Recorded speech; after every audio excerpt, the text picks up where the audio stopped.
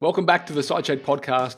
Before we get started, last month we ran this crazy promotion over at Tradie Web Guys where we were giving away $5,500 websites to anybody that came on board as a marketing client of ours. As you can imagine, we got smashed with inquiries and many people took that up, dozens in fact. However, one thing that I didn't consider at that point was a lot of businesses came back and said, listen, our annual budget is expired because in Australia, our end of financial year is the end of June. Is there any chance we can do this, extend this into the next month? At which point I said, well, no, but now I'm thinking, in fairness, we probably should have considered that. So we are going to run this out for an extra month. So if any of you guys out there do want to claim a free $5,500 website and you have the opportunity to do so, head across to tradie.wiki/free. If you're watching this, there's the link right there.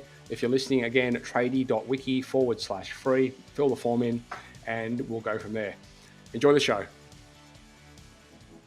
There are always ways to create a better customer experience. By doing so, you're achieving a number of things. You're positioning yourself as an expert. You're positioning yourself as a greater authority, which builds trust and rapport with your potential and existing customers, which is a great tool that you can use to define your business against your competition. If you don't currently have a process around optimizing and improving your customer experience journey, then you are without question affecting your conversion rate. In this podcast, we touch on the following things: how to identify some of the less obvious areas of opportunity within your existing customer experience journey, and importantly, how you as a business owner can set out to create and implement and action a customer experience process within your business so that you are continually optimizing and improving that area of the organization.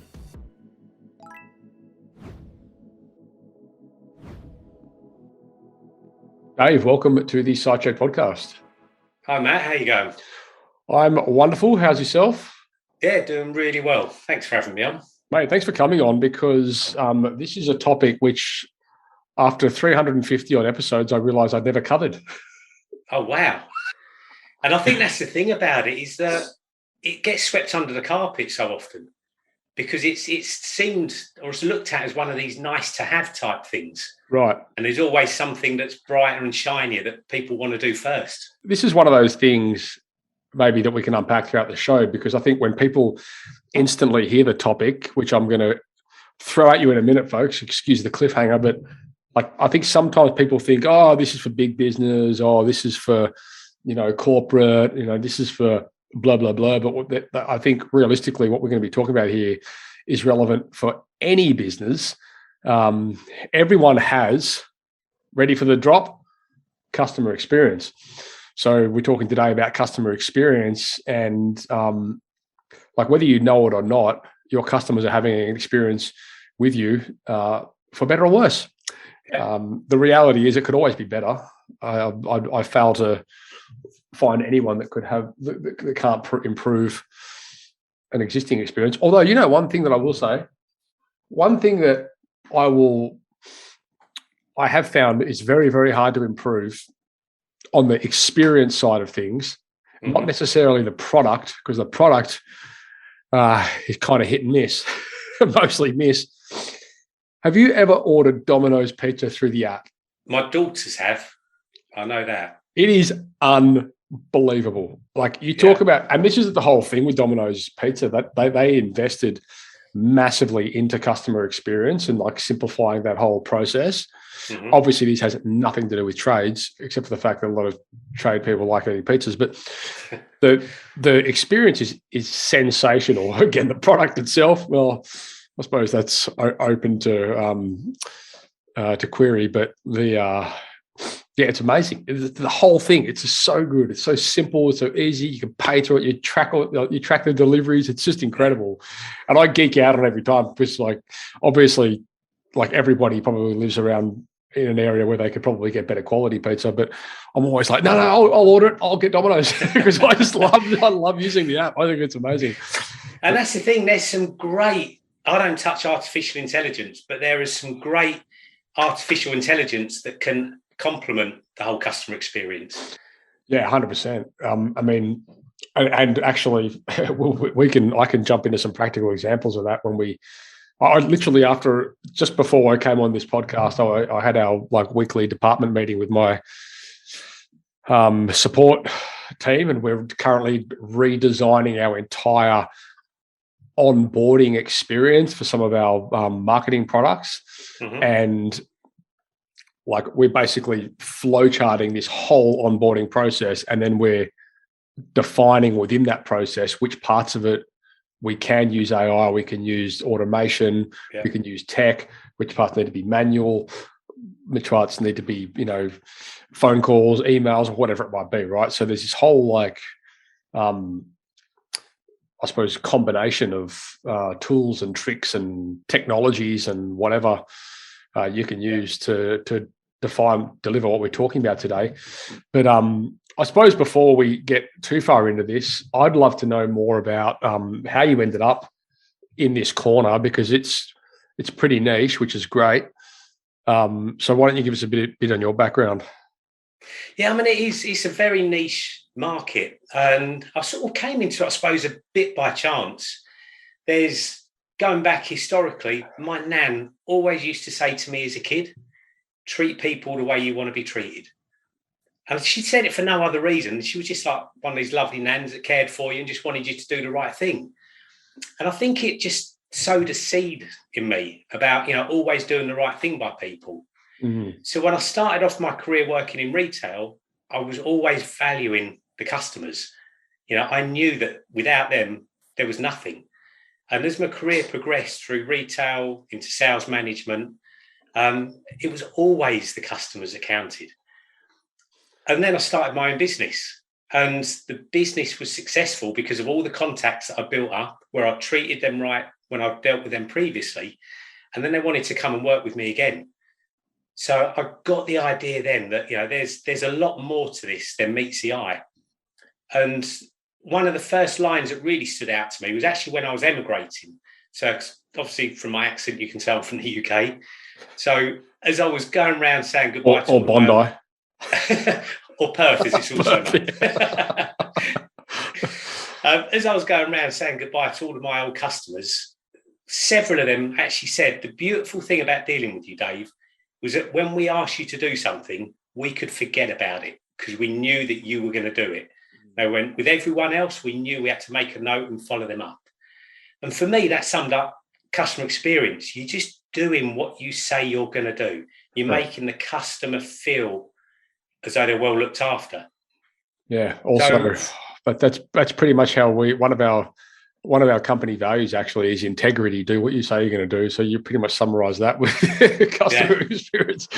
It is. It's so true. And then I'll emigrate into Australia.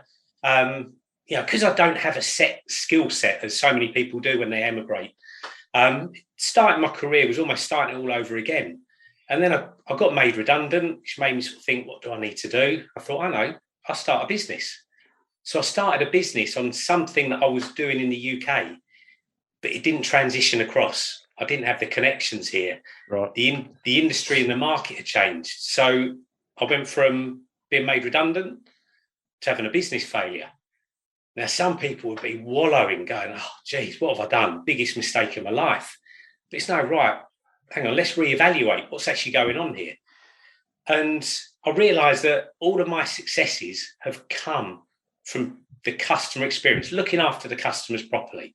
Mm. So I was looking at various industries to think what I could do next. And rightly or wrongly, the trade industry has got a pretty bad reputation for looking after customers properly. Mm-hmm. So I thought, I can stand out in this. I can make a difference. So 4 years ago, I started a gutter guard company. Oh, yeah. I'd never been in a trade business before, let alone climbing on a roof. That was absolutely alien to me. But I started this business from scratch. And it was challenging. It was a massive learning experience. I managed to grow it in 3 years and sell it to the largest in Perth. And it was down to one thing and one thing only, and that was how I looked after the customers. And it's something that I know you guys focus on a lot, like Google My Business. I ensured that I looked after all of my customers and I was getting reviews from them. And then it got to a stage where I'd go out to meet a customer, and as part of my talk to them, would sort of say, look, don't take my word for it. Check out my reviews. And the amount that would say, that's why you're here. We've checked out your reviews. We've compared them to your competition. That's why you're here. They're not. So literally on the reviews alone, I'd already won the job, because you'd made the customer feel that they could trust you. And then that's what so much of customer experience is about. It's how you make the customer feel. So let's unpack a few things here, because I know obviously we as a marketing agency, we do optimize Google My Business listings and that kind of stuff for our clients as part of like the local SEO aspect or element to their SEO packages and things like that. Until recently anyway, it's always been quite tricky to get like the customers to get their reviews, like to go out and actually get ask the clients for them. Between that point in time and now, we've actually got our new sales and marketing CRM up and running, where one of the automations is a Google My Business review automation, which essentially they can send out as text messages and emails, and it just gets done. But anyway, the issue that we found, and the reason that we rolled, one of the reasons we sort of designed this into the CRM was because, like, it was never part of the process. And until it became part of the process, it never became significant enough for them to actually do it, or it got forgotten or got relegated in the list of important things to do or whatever it might be. And so I'd love to, before we dive too deep into, I suppose, the nitty gritties of customer success, I'd love to talk a little bit about the mindset behind it, and maybe some of the leadership sides of that conversation that essentially fuel this customer success conversation, and what makes it a successful campaign. Yeah. I think the biggest thing is you have to value your customer. It is purely down to that. If you genuinely don't value them, and you hear it where people go, oh yeah, customers paying in the so-and-so, they're always complaining, always doing this. That reverberates all the way through your business. So you can't expect other people in your business to offer great customer service when they don't see you valuing them. I read something somewhere, I'm paraphrasing here, it was something along the lines of, business would be great if it wasn't for clients and staff. Yeah, we've all said that. It's knowing when to say it. That made me laugh. Anyway, sorry, carry on. So yeah, it's really, you've got to value the customer, because as you said at the very beginning, every business has customers. They're the people that pay all of our wages. And I think as soon as you start off with that mindset, that how important they are to the business, and how important everyone in the business can make a difference to what the customer experience is all about. Now, the customer experience I really tend to use more as a vehicle as opposed to what it actually is. Because it does sound like a bit airy-fairy to some people. They think, it's Disney and you're going to be given candy floss and cuddly toys. So it's really trying to break it down from there. So for me, the way I like to define customer experience, it's how you make the customer feel at every single interaction they have with your business. So the first time they might see you, is especially in a trade business, is going to be your vehicle. If you've got a sign-written vehicle driving the streets, parked outside, customers doing jobs, that's going to be one of the first things. And it's a lot of it is small, which is great. But is your vehicle presentable? Are you driving it? Are you being respectful and courteous as you're driving it?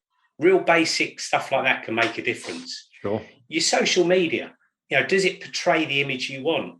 Or are you chucking on pictures of there of you with your mates doing stuff that is personal rather than business? And it's a fine line in between people seeing the real you and, portraying the right image. So it's so much is about that side of it. Yeah, I mean, there's that whole, we've been preaching this for a decade, the whole ecosystem that comes into play with any business really, and especially from a branding or a marketing perspective. Like, you want to make sure that essentially wherever they turn, you're represented, wherever your clients turn, you're represented professionally. Yeah. We do a lot in the web space with websites and things like that. And like I couldn't count on two hands the last month alone. We've had conversations with, new or potential clients where they're amazing at what they do. They do this incredible work, but if you go to try and find that information, you don't like what you see. Like it's just, they're just not well represented. So that whole concept of you don't get a second chance at a first impression kind of thing really rings true, whatever that looks like. If it's the phone call that comes in, if it's the, like you say, the vehicle graphics, if it's the website, if it's whatever it might be, you really got to try and put those things in perspective. It can be tiny things, Matt, like, if your email address is at like Yahoo, matt@gmail. Oh yeah. You don't look like a business. You look like someone who's doing a hobby. Yeah. So it doesn't cost much to buy a domain name. Right. You just get your email address linked in with that. So it just makes you look more professional. And that's the great thing with websites, social media. You can look so much bigger and better than you are, because people are just seeing this impression that you're giving out.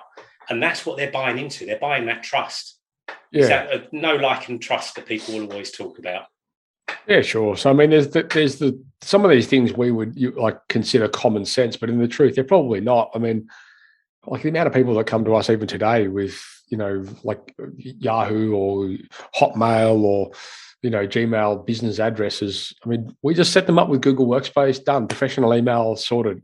Problems and we've tested this a number of times in terms of like conversions on email opening rates. Like if you're sending out a business email and it's coming from a non-business domain, you've got a less chance of people opening it, let alone 100%. Actioning it. Like we just know, we've tested it over and over again. Yeah. So, I mean, I get emails every day from people trying to sell me websites and things like that. Like everything comes from a Gmail, everything comes from a Yahoo or something. Like I'm just like, they're kidding themselves, And not only have they not actually done any research into what we actually do, but I mean, talk about like bad first impressions and bad experiences, and that's, once again, it's so easy to do that research on you. Sure. It's never been easier. So for 30 seconds research, they could save making themselves look like amateurs. Yeah, exactly right. Yeah. How do you design it, and how do you, I suppose, understand, first of all, where the opportunities lie to improve CX, and then second of all, where the opportunities, which opportunities should take priority? Yeah. I normally start off just by having a conversation with people, and it's asking them, are you looking at attracting more customers to your business? And you always get a nod of the head. Are you wanting to convert more of those potential customers into customers? Yeah, of course I am. And you wanting those customers to turn into repeat loyal customers? Yep, 100%. Every conversation I've ever had, you get a yes to all three of those questions. And I go, right, what are you doing about that? And there's silence. So I go, what do you mean, what am I doing? Well, how are you actually attracting these people? Well, do a bit of SEO or a bit of advertising. So it's great. That's building the awareness. But how are you actually getting them to want to work with you? And this is the thing where people miss out on. And it is, like you said, the small things. So it's why would someone want to actually work with you? What is it that you do? How do you look after them differently? And that's where your Google My Business comes in at the early stages, because they're seeing social proof. They're seeing how well you look after other customers, because they've taken the time to put testimonials and references out there on you. It's those first perceptions, the first impressions, your social media, your website, everything like that we just discussed. All of those can give them reasons. But, if you're a one-man band tradie and someone phones you up on a Saturday and, they leave a message or they send you an email because they're after a quote. If you reply to them, and this is something I always did, if I got an email on my trade business on Saturday, I'd phone the customer up straight away and just say to them, I've just got your email came through, and they're shocked. They're going, oh, wow, I wasn't expecting a reply on a Saturday. And I'd go, yeah, but you were looking. You were just online to find out about it. So you're obviously interested to have a chat. So how can I help? So straight away, you've wowed them. They're gone, oh, I wasn't expecting this. This is good. So you're having a chat and you go, all right, How about Monday morning if I come out to give you a quote, 8 o'clock on Monday? Yeah, fantastic. So they're impressed. They've put all that down. You turn up 8 o'clock Monday morning, but you actually turn up early. You never turn up on time. So you've impressed them because you're early on a Monday. You've ticked another box there. You go around, you do the measure, you do the quote, you answer all of their questions, you give them the proposal, and you get the business. All of my competition hadn't even phoned them back yet. Mm. And that is how I used to get like a 73% conversion rate, purely on doing those little things right and timely.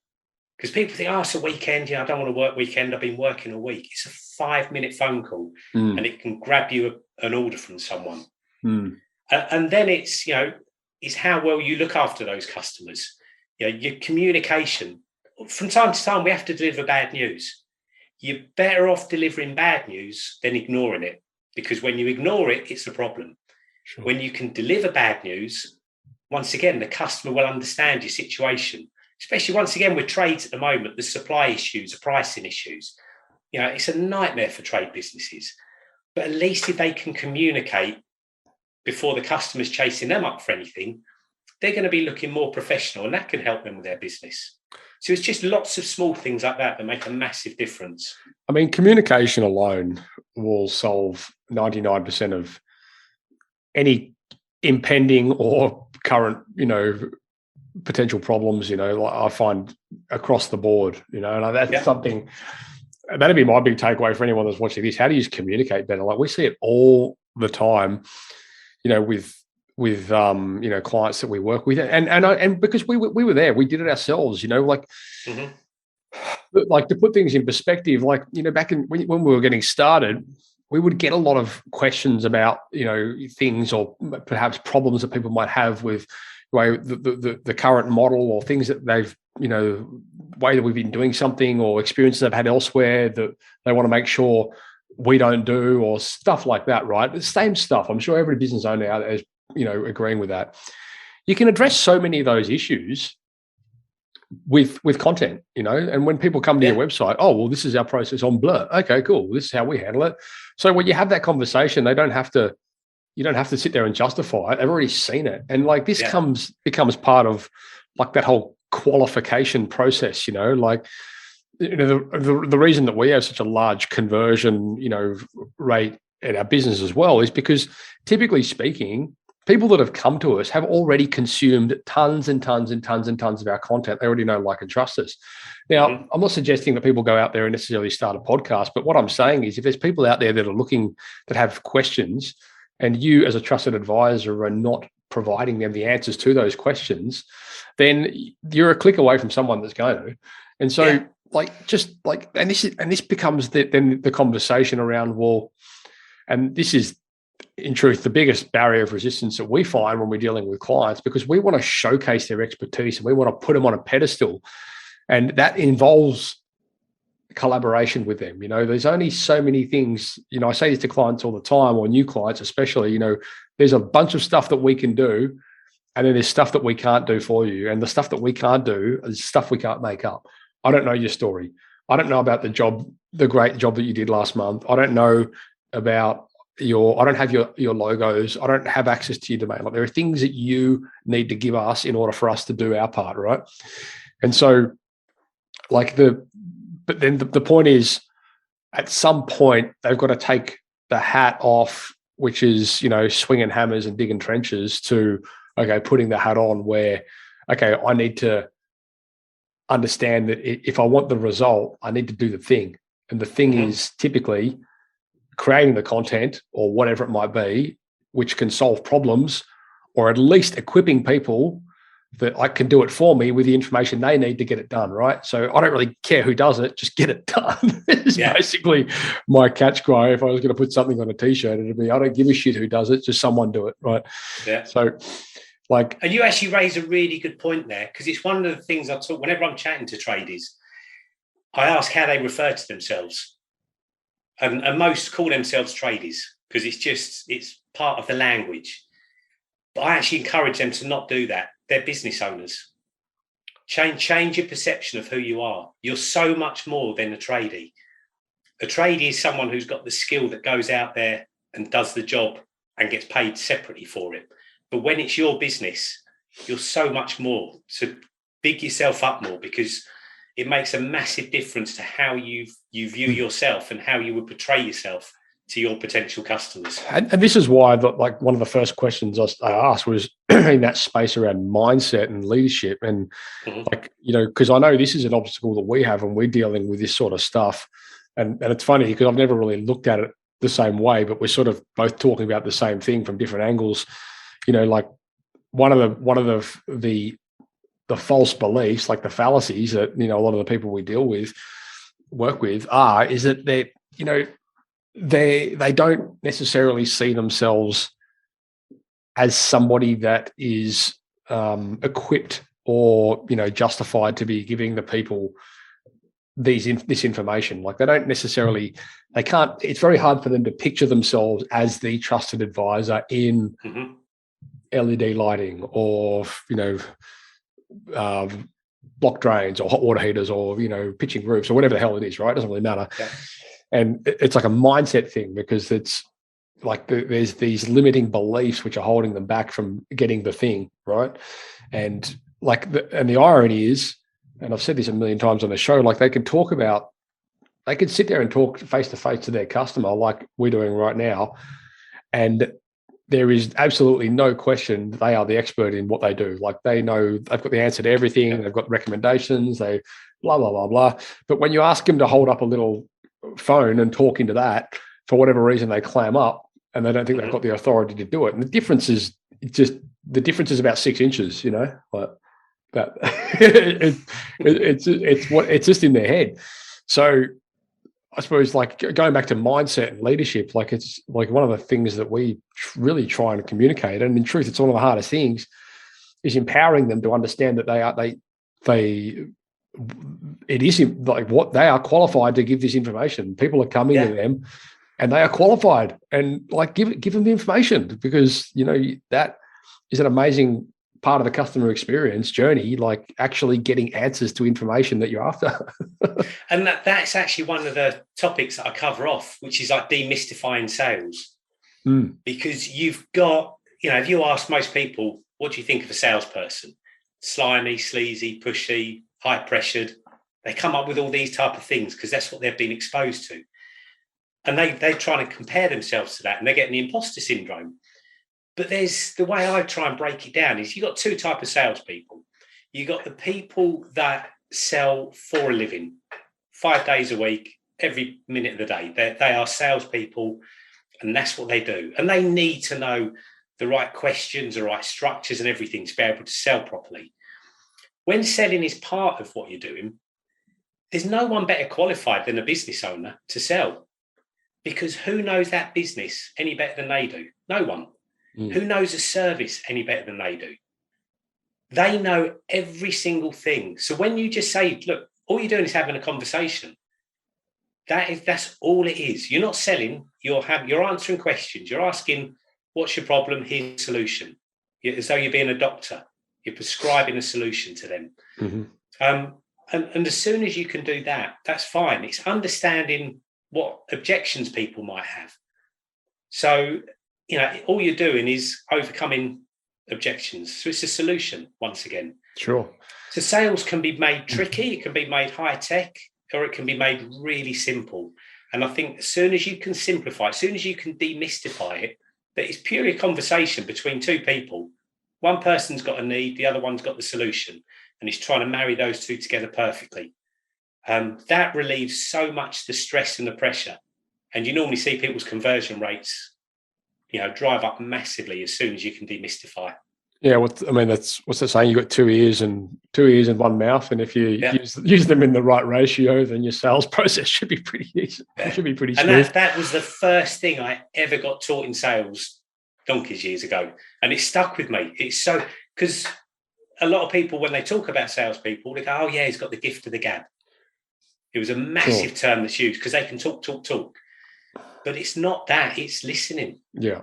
And it's not, or it's listening to understand, not to respond. That's the biggest thing nowadays as well. 100%. And this is something that we've, you know, over the years, you know, progressively got better and better at. And I have to say, a lot of for you guys, and this is a conversation we have all the time with clients, because for a lot of our customers, they don't need more work. Actually, more work is the last thing they need. They need less leads, but better quality ones, because they're having conversations with people that aren't quite ready to, that are not their avatar. They're not their customer. So they've got these lead generation tactics or whatever, which, might be generating a lot of, leads or whatever, but they're the wrong type of leads, and that's wasting everyone's time. So like, it becomes then a conversation for us about how we can better qualify, which typically ends up in, when you're really dialing in the marketing to that specific avatar, you often end up reducing leads, but improving the quality of them and improving the conversion off the back of it. So, but to get to that point, like, it becomes like, in that qualification process, you have to ask questions. And we do a lot of ours through, like, if anyone comes to us and they want to work with us, we have them complete a simple web form, and it's not the shortest web form, but it's impossible for me to sit down with them and have the conversation if they haven't given me that information, because we're not on the same page. I don't understand the direction, the goals. I don't understand what their needs, what they want, what they've done in the past, what's worked, what hasn't. Like, I don't understand any of that stuff. So how can I sit there and say, right, what you need is this, when I genuinely have no idea? So, this, and for you guys out there that are watching this or listening to this, like, have a think about how you can improve that. Because how many times have you guys rocked up to a job and not had all the information at your fingertips, and as a result, either lost money or wasted time, or both, or something similar, just purely on the basis that you haven't had the right information available to you for you to deliver that service. Mm-hmm. So I mean, these are like continual works in progress. Like, I just find there's always ways to improve. Like, even only last week I went through and I redid our onboarding form because I wasn't happy with, like, certain things. Like, yesterday, we're running this promotion at the moment, and yesterday we had someone inquire to this promotion, and I'm like, and she's messaging, and I'm seeing the chat, and I'm like, why is she, like, I said, anyway, oh, do you think this would be a good promotion for you? Maybe. Have you filled the form in? No, I haven't. Okay, go fill the form in. She fills the form in. She's like a counselor, and I'm like, and I messaged her, like, at which part of this entire journey did you not clearly understand that this is a promotion for trade businesses? Oh, sorry, delete it. I'm like sitting down with a team. I'm like, this just happened. Why? How? Like, how can we fix this? Like, first of all, it's wasting budget, because we obviously, like, that was paid traffic, and somebody thought, oh, this must be relevant for me. So you're wasting money straight away. You're wasting everyone's time. Hers, more importantly, mine. And, like, this is all something that, we were able to refine and improve. So of course we did. And, just made what I thought was blatantly obvious even more obvious. But anyway, the point is, and normally forms like that are a great filtration system, because you're going to have a percentage of people go, I can't be asked to fill that out. Great, because they're the ones that aren't going to commit anyway to what you want them to do. 100%. And they're great for doing that type of thing. And that's how you're going to get your higher caliber leads, by doing this sort of system. And this is exactly you're exactly right. Like, as much of it's about qualifying that person, it's also about disqualifying the other ones, because, like, I know somebody that is not going to be prepared to sit there and fill in a form for 5 minutes. They are never, ever going to give us the information that we need to deliver that project within 30 days. If it's a website, for example, I just know they're not going to do it. So I'd rather not work with them at all. And I suppose, when you look at the evolution of business, like, as your business matures, you sort of, you find yourself in situations where you can be a little bit more picky in these situations, Definitely. Like, in the early stages, you sort of take what you can get. But, like, once you define your avatar, and it's really about defining your avatar, like, it puts you in a position where you can turn people away if they don't suit, or if you have a bad feeling about it or whatever, because you're not chasing the dollar, you're just chasing the better experience, the better customer, the more fitted customer, Yeah, definitely. But again, that's a qualification process. It's a disqualification process. Like you guys that are watching this or listening to this, like chances are, you everybody that is listening or watching this, I can almost guarantee will be gravitating right now in their mind to a job they did for a client which they should never have done. Yeah, they've all got them, and it's going to be front and center. And then more to the point, I bet everyone could also relate to that situation where you did do a job and you knew in your heart that you shouldn't have done that for whatever reason. You had a gut feeling and you did it anyway, and it turned around and bit you on the ass. Yeah. And that's the one thing, I suppose, that process helps you eliminate, and systems help you eliminate. Because if you've got process around that decision making, how that looks, then you're far less likely to fall into that trap, regardless of how you what your heart tells you. Totally agree. Where do people start typically? Like, I mean, let's say, for example, let's take for granted the fact that every single person that's watching or listening to this probably has one area of their business that they absolutely need to improve, likely multiple areas. How do you recommend attacking it? I mean, first off, like anything, it's identifying the area that's weak. And only you know that, like you were just saying about with your clients. They're the only ones that know exactly what's going on. So you need to identify what's weak and understand why is it weak.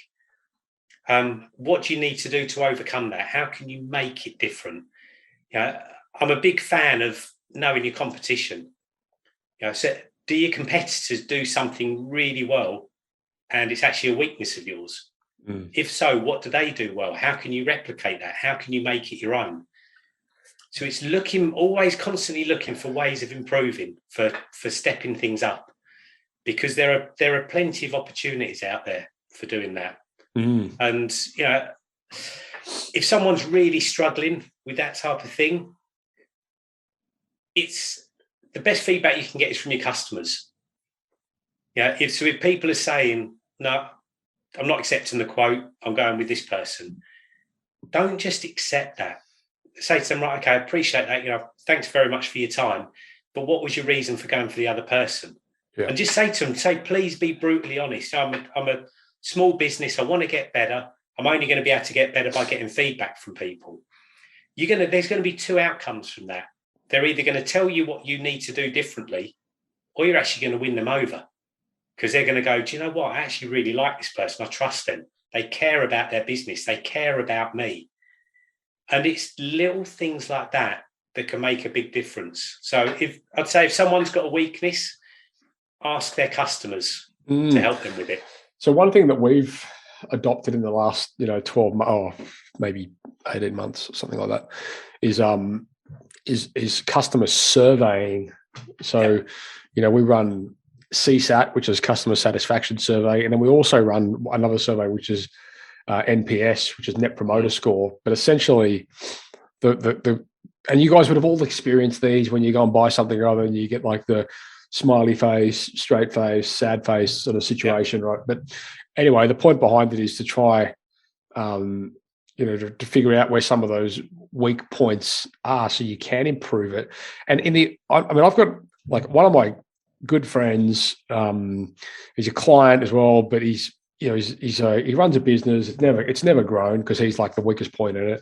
I have no problem saying this on the podcast because he will never in a million years ever listen to any of my podcasts, which is fine. but like I remember him, one of his other friends who has a similar business. He went and invested in these, customer feedback surveys and setting all this stuff up, and using some tech and stuff to do it. And my mate was sitting there going, can you believe it? Like he asked the clients what they had, like what sort of experience they had. And I'm like, carry on. And he goes, oh, what if they tell you bad stuff? Why would you want to hear that? And I'm like, what? And I'm like, and I like straight away, it's defining and it's reflective when you look at his business. Like it's never grown, and he's the bottleneck, and he knows it.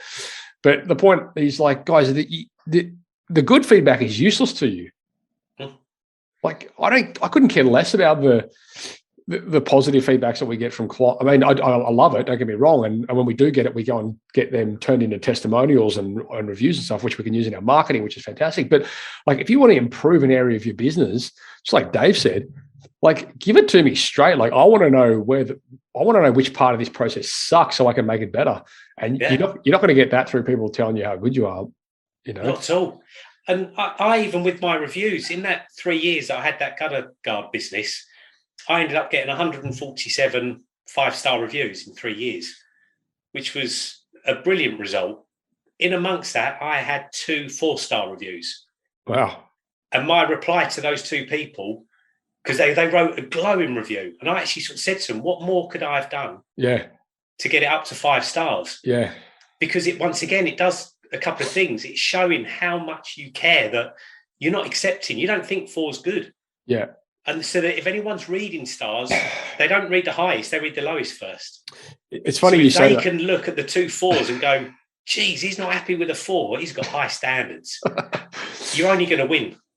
And it's true. And so we've got, like, again, with one of our customer satisfaction survey things, like when we finish a job, we send them this thing and it puts them through this amazing, like, technology journey where they basically we ask them questions, they can answer it via video, they can answer it via message. It's brilliant. It's an amazing bit of tech. And like, a couple of the questions, or one of them in particular, is, how likely are you to refer us to, one of your friends or whatever, which is a standard net promoter score sort of question. And you got the 1 to 10 answers. And even if it's a 9, like, the video that comes back is me going, oh, only a 9. Man, what could we have done to make it a 10? Like, superb. And I've had a couple of people go, oh man, like, actually, I don't know why I did that. I'll change it. Or which in truth is not the desired outcome. Like, I'd rather somebody say, well, there was this one thing, and I'd be like, perfect. Give me the one thing. Thanks for that. And this is like, I suppose when I talk about leadership, like looking the truth head on, you're like, these are the things that you've got to be comfortable with and you should be looking for as a business owner, which are not going to give you the warm, fuzzy experience that, some of your staff members might want, right? Like, as a business owner, you should be looking for the things you can improve. And that stuff is sometimes quite confrontational, and it's sometimes like it's a direct reflection of one of your failures, and these are things that if you haven't got thick skin, sometimes it can pierce it, So I always and as a leader, I mean, that's one of the great things you can use with your team is explain when you're onboarding people. Yes, it's easiest if you start at the very beginning, but when you're onboarding people, you're going to initiate them in with the way that all your company culture is, your philosophies, your values. And when you're saying about the customer is king, and how important they are, that they do pay you wages, that without customers, we don't have a business. And you start telling them that, the more customers we get, the better chance we've got of wage increases, of increasing the team, increasing the equipment, the facilities, whatever it might be. And then when you encourage getting the feedback from them as well, it's only to make things better. It's only to identify where there's maybe a problem that could be improved. That's all it ever is. It's never anything personal. If it's because someone in the distribution is being lazy and just picking that item because it's nearest, sending it out and it's wrong, and you just notify that, what the implication is of that compared to if they pick the right item, it takes less time to pick the right item once and the wrong item once and the right item once. Tiny little things like that, small cultural changes, makes a massive difference because everyone will know the value of that customer and the important role they play in making that customer happy.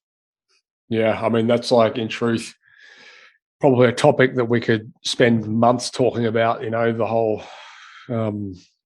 getting your team on the same page, sort of HR, recruitment, onboarding side of things. But yeah, I mean, definitely all, like, they need to understand at the end of the day, like, how, and this is something that I've recently been through with our team. Like, we've got a really rapidly fast growing team. And, since November, we've hired like 20 full-time team members and all this kind of stuff. It's just going ballistic.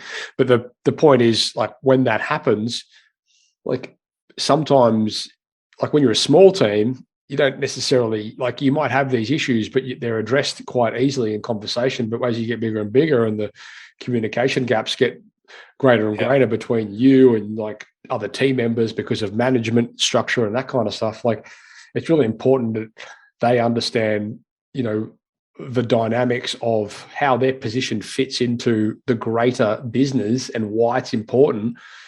For example, you know, people coming to you asking for pay rises when, you know, the business might have had the worst month on record, like things like that, when they don't really understand, well, oh, I did these two things right. And it's like, yeah, that's great. But then this all happened on the other side of the spectrum, you know, like you gotta figure out a way to communicate and be transparent enough with the team members so they understand, first of all, you know, like what the greater picture looks like. And then like what you said, like, well, this is a customer related problem. And yeah, sure, you're over here in blur, but you still are having an impact on the customer experience, you know, and like people need to understand that just because their job is doing A, B, C, they, you know, and like the worst, it's a nightmare when you hear people say, well, that's not my job. You know, I'm not responsible for that, you know. And it's like, it's a shocking line, that one, isn't it? But you still hear it. You do hear it. And like when I hear it, I'm like, okay, well, that's my fault because I've clearly not articulated to them like where they fit in this piece of the puzzle and why it's important. And, you know, when I hear that, and in truth, I haven't heard it in a long time, but because since then I've refined the process so much and I've drilled home the basics and the values and all that kind of stuff, that like until that sort of happened, it was a far more common occurrence, you know. Again. And I want to go back on that because you just did something which I think is the greatest leadership hack anyone could ever learn. So, you know, for anyone watching this that just wants a tip on leadership, you just took full responsibility and accountability for anything going wrong in your business. And that is valuable because ultimately the buck does stop with you and it's you that sets the tone for it.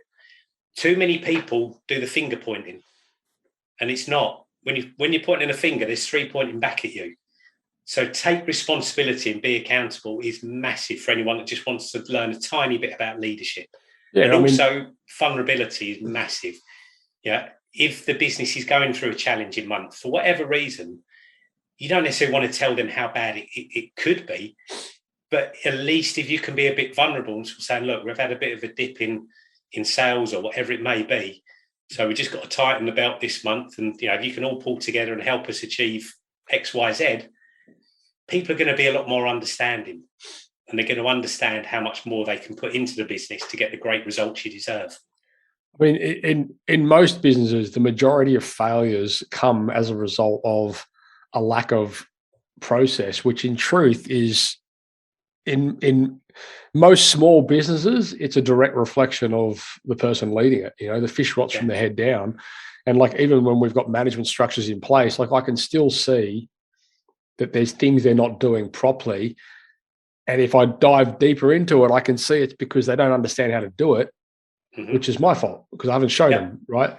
So as much as you want to empower your leaders and you don't want to take the wind out of their sails to be creative, you've also got to be receptive of the fact that there are things that they don't necessarily know, which it's your responsibility to equip them with. Otherwise, they can't do what you've hired them to do properly. And you would hope that, I mean, the beauty of process is that they, you know, and systems is that they learn how to do these things and they learn how to adopt a certain type of thinking or, you know, a way to attack problems. But again, you've got to be willing to spend the time with them to help them develop that. Yeah, definitely.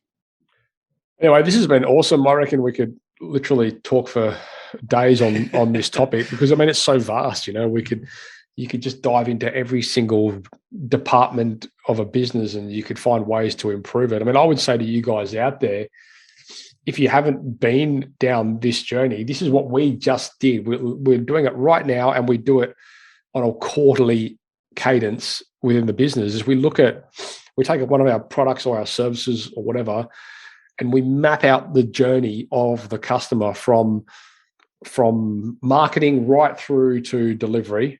Yeah. And it's all like in a flow chart. There's loads of flow chart tools you guys can get hold of. They're not expensive. We use one called Flow Maps, I think, or something, but there's like Lucid Chart, and there's bloody hundreds of them. Map out the journey. Do it on a whiteboard, actually. It doesn't really, the software's irrelevant. Do it on a beer coaster for all I care. Just do it. Post-it notes are massive. Post-it notes. I get a lot of people to do. Yeah. On a wall, just do each step of the journey. Yeah. Write it down. Actually, as soon as you become aware of how many steps there are, by writing it down on Post-it notes and sticking it up there, you realise all these opportunities you get to wow your customer. Yeah, exactly right. Yeah. And so whatever you choose to use, great. Doesn't really matter what tool you use. But the point is, just identify it, map it out, because you will see opportunities. It's like Dave said, as soon as you do something like that, you will pinpoint opportunities immediately. The reason I love mind mapping things is because when I look at the map, I go, oh, I'm going to put an email in here. Bang. Oh, I'm going to put a phone call at this point. Oh, I'm going to put a web form in here because we don't have enough information on X, Y, Z. Like it's all in front of you, and it means you can design it right in front of your face. And then you can take that and you can turn that. And what we do is, once we're happy with it, and once we've collaborated on the team with it, and we've got everyone's feedback, we'll then take that and we'll update the checklist. And the checklist is just a bang, bang, bang, bang, bang. And then if there's any part of that checklist which is not clear, we'll build an SOP on it. So if someone goes, well, this is step 3, this is, okay, how to send out the report. How do I send out the report? Okay, we need a process on that, because somebody that's coming into the business that new doesn't know how to send reports out. Where's the SOP on how to do reports? Bang, there it is. So at no point there's any confusion. We can bring anyone into that process, and they'll know exactly how to do any step of it. And that's typically how we handle it. Yeah, no, great advice, that is. All right, mate. Well, this has been great. Where can people get hold of you? Right, so you got the website, daveedward.com.